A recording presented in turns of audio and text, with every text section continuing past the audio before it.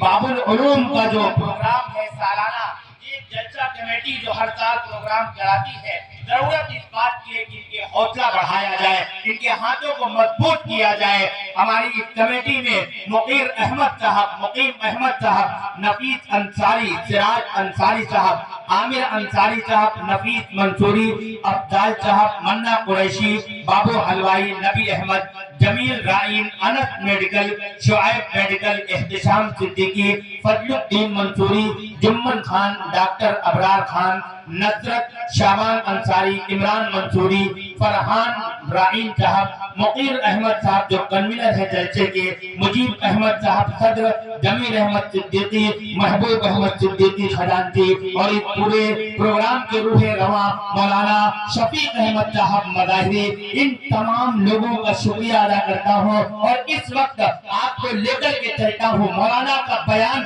ہمیں یہاں کی نہیں بلکہ فکر کرنا ہے آخرت کی۔ ہم ایسے عمل کریں کہ ہماری آخرت بن جائے۔ میں 4 نقلے پڑھتا ہوں اور اس وقت میں ایک ایسی عدالت میں پہنچتا ہوں، ایک بہت ہی ادب کے ساتھ ایک ایسی شخصیت کے حضور پہنچتا ہوں، علم کے تعلق سے، تعلیم کے تعلق سے، اور ندوۃ العلماء جیسی اہم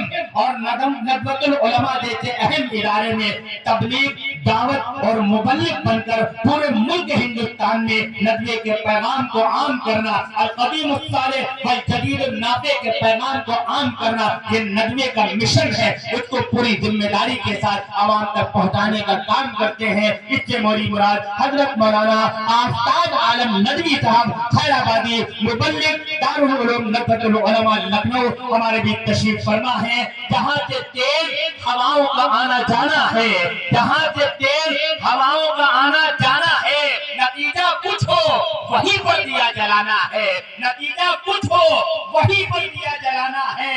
اور حویلی والے حقارت سے میری سمت نہ دے، حویلی والے حقارت سے میری سمت نہ دے، مجھے یہاں نہیں جنت میں گھر بنانا ہے۔ حویلی والے حقارت سے میری سمت نہ دے، حویلی والے حقارت سے میری سمت نہ دے، مجھے یہاں نہیں جنت میں گھر بنانا ہے۔ یہ علماء کرام یہ پیغام دیتے ہیں، آخرت ہمارے سامنے ہونی چاہیے، آخرت ہمارے سامنے ہونی چاہیے، جنت ہماری منزل ہونا چاہیے۔ اس پیغام کے ساتھ صحیح البخاری بعد کتب اللہ، اللہ کی کتاب کے بعد سب سے صحیح کتاب اصح الکتب بعد کتاب اللہ صحیح البخاری۔ اب وقت آ رہا ہے ختم بخاری شریف کا عمل بھی اس وقت یہاں پر ہوگا، اس لیے میں انتہائی ادب و احترام کے ساتھ اس وقت گزارش کر رہا ہوں، حضرت مولانا آفتاب عالم ندوی صاحب خیر آبادی دامت برکاتہ العالیہ، مبلغ دارالعلوم ندوۃ العلماء لکھنؤ، آپ تشریف لائیں اور اپنے ناصحانہ کلمات اور مواعظ حسنہ سے مستفید فرمائیں، اور ختم بخاری شریف کی رسم بھی اور روایت بھی انشاءاللہ العزیز آپ کے دست مبارک سے انشاءاللہ وجود میں آئے گی۔ بسم اللہ الرحمن الرحیم۔ عن ابی ہریرہ رضی اللہ تعالی عنہ قال قال النبي صلى الله عليه وسلم كلمتان حبيبتان إلى الرحمن خفيفتان على اللسان ثقيلتان في الميزان سبحان الله وبحمده سبحان الله العظيم، أو كما قال عليه الصلاة والسلام۔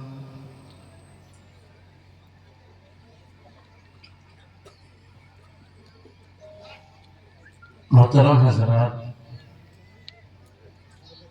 اللہ تعالیٰ کا فضل و کرم کہ اللہ تعالیٰ نے سرزمین باپوپور میں مدرسہ عالیہ باپوپور، جس کو اللہ نے اتنی بڑی سعادت بخشی ہے کہ آج الحمدللہ چند بچیوں نے بخاری شریف کی کتاب کو مکمل کیا ہے۔ میں مدرسہ کے ذمہ دار منیجر جناب جمیل احمد صاحب اور جناب محبوب احمد صاحب اور اسی طریقے سے ہمارے حافظ و مولانا مقیر احمد قاسمی صاحب اور اسی طرح ہمارے حضرت مولانا محمد شفیق مظاہری صاحب، یہ سب قابل مبارکباد ہیں، اور بھی جملہ کمیٹی کے تمام ممبران قابل مبارکباد ہیں، اور اسی طرح آج کی وہ بچیاں جنہوں نے ماشاءاللہ بخاری شریف مکمل کیا ہے، وہ بچیاں، وہ بیٹیاں، وہ بہنیں اور ان کے ماں باپ قابل مبارکباد ہیں، اور اسی طرح مدرسہ باب العلوم کی وہ معلمات جنہوں نے بچیوں کو درس دیا، اور یہاں کا پورا اسٹاف، ایک نوجوان استاد، ٹیچر، ماسٹر نصیر صاحب، سب قابل مبارکباد ہے۔ اس کے ساتھ ساتھ آپ حضرات اور ہماری وہ مائیں اور بہنیں جو یہاں تشریف فرما ہیں، اور لائق احترام علماء اعظام، قرہ حضرات، حجاج کرام، سب قابل مبارکباد ہے۔ میں سبھی کو سلامی پیش کرتا ہوں، کیونکہ بخاری شریف کا مقام و مرتبہ قرآن کریم کے بعد حدیث کی جتنی بھی کتابیں ہیں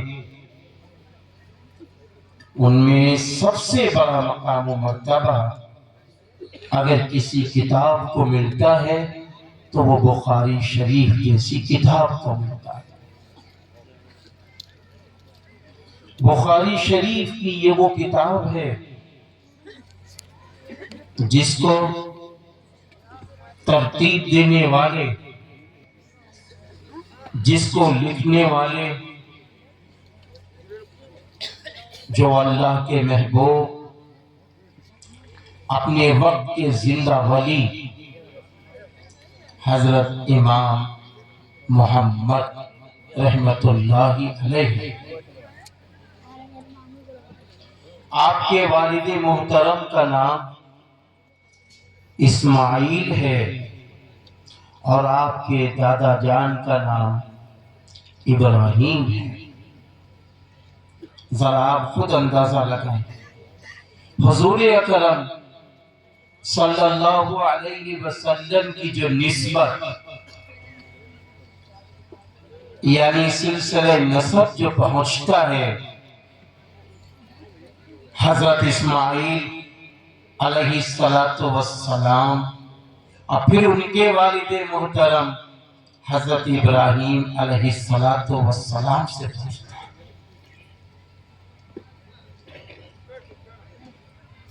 امام بخاری رحمت اللہ علیہ سرزمین بخارا میں پیدا ہوتے ہیں۔ میں یہ باتیں اس لیے بتا رہا ہوں کہ بہت بڑا مجمع ایسا ہے جو یہ سننا چاہتا ہے کہ آخر بخاری شریف کی کتاب جس کی تکمیل میں ہمیں جوڑا گیا ہے اور پھر بخاری شریف کی کتاب جیسی کتاب جو ہمارے سامنے جس کی آخری حدیث پیش کی گئی ہے، اس میں کیا ہے؟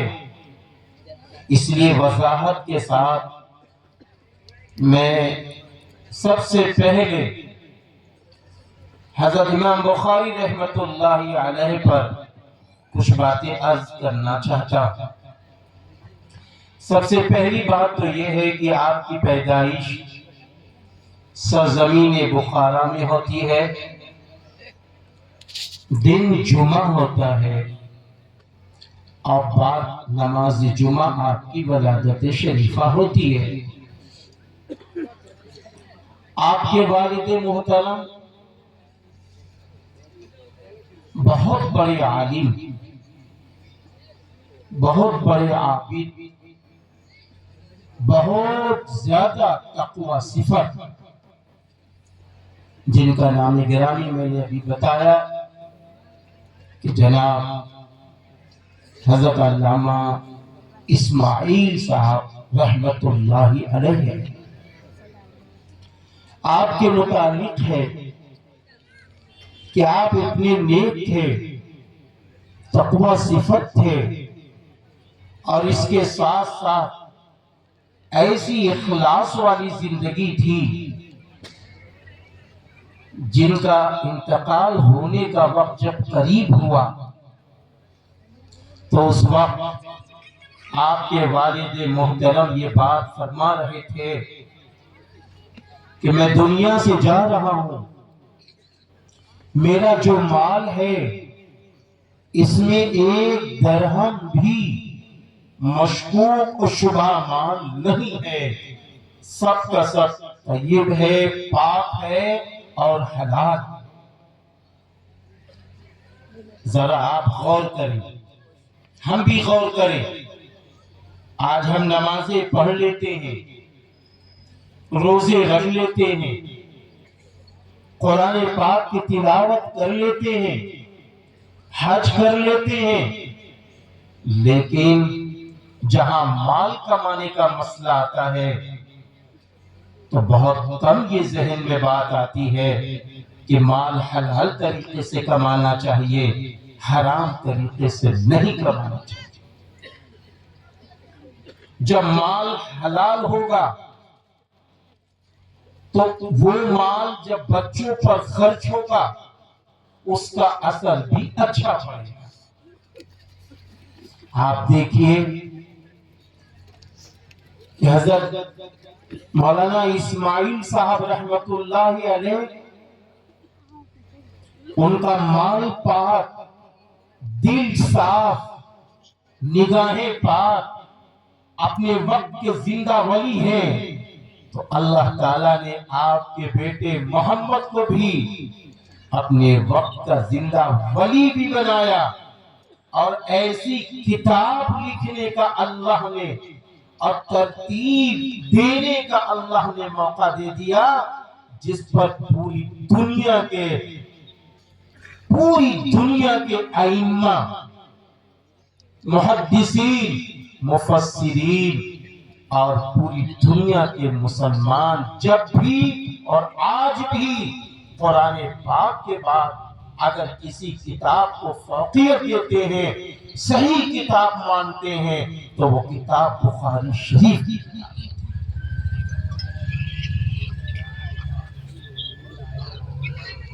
جہاں آپ کے والد محترم نیک اور صالح، عابد اور ساجد تھے، وہیں آپ کی اپنی جان بھی اپنے وقت کی زندہ ولیت ہے۔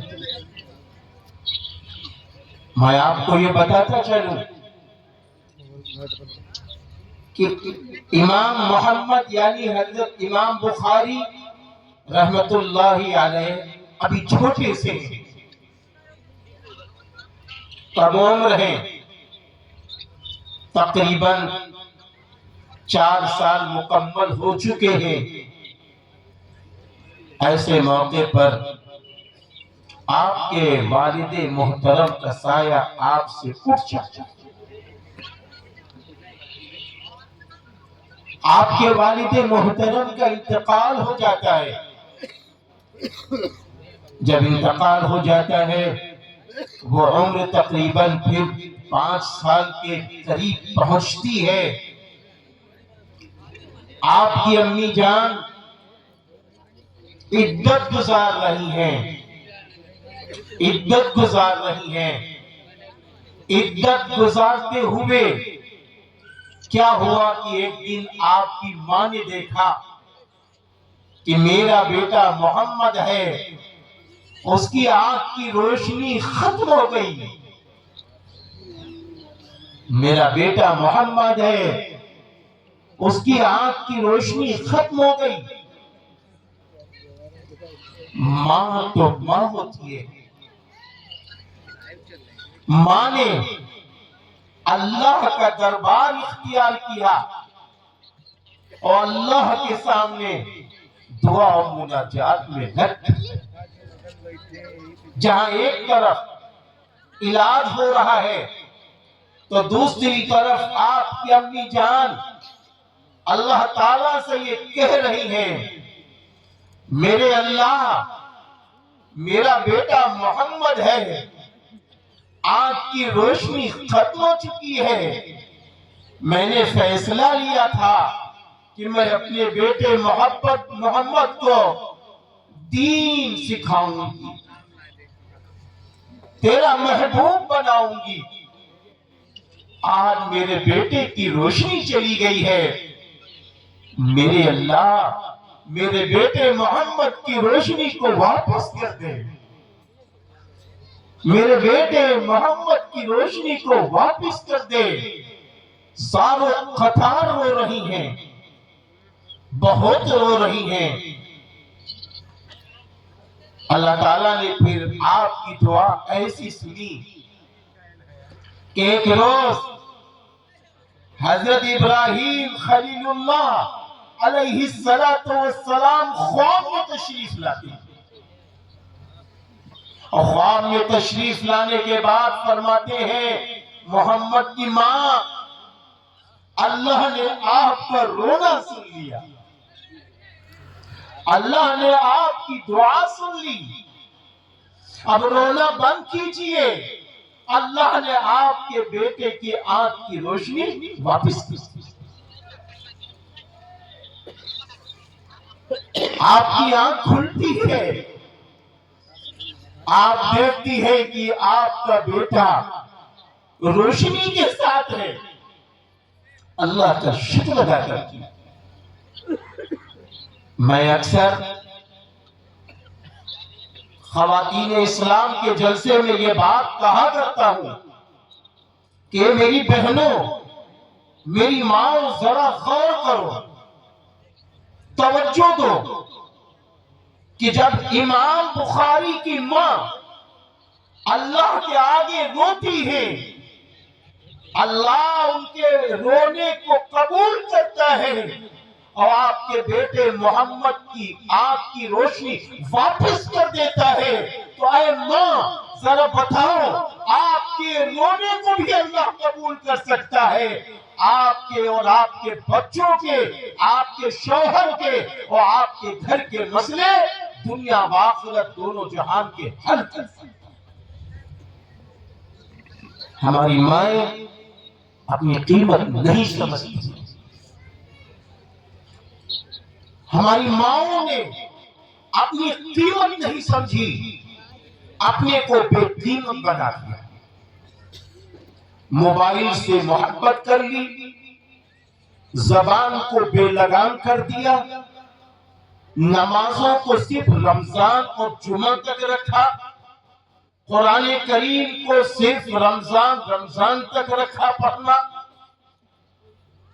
اور جہاں بیٹھ گئیں لا یعنی گفتگو سے اپنی محفل کو سجاتی رہیں. کیا سوچتی ہیں آپ؟ کیا ان سارے اعمال کو کر کر آپ اپنے بچوں کو کچھ آگے لا سکتی ہیں؟ اگر آپ یہ چاہتی ہیں ہمارا بچہ نیک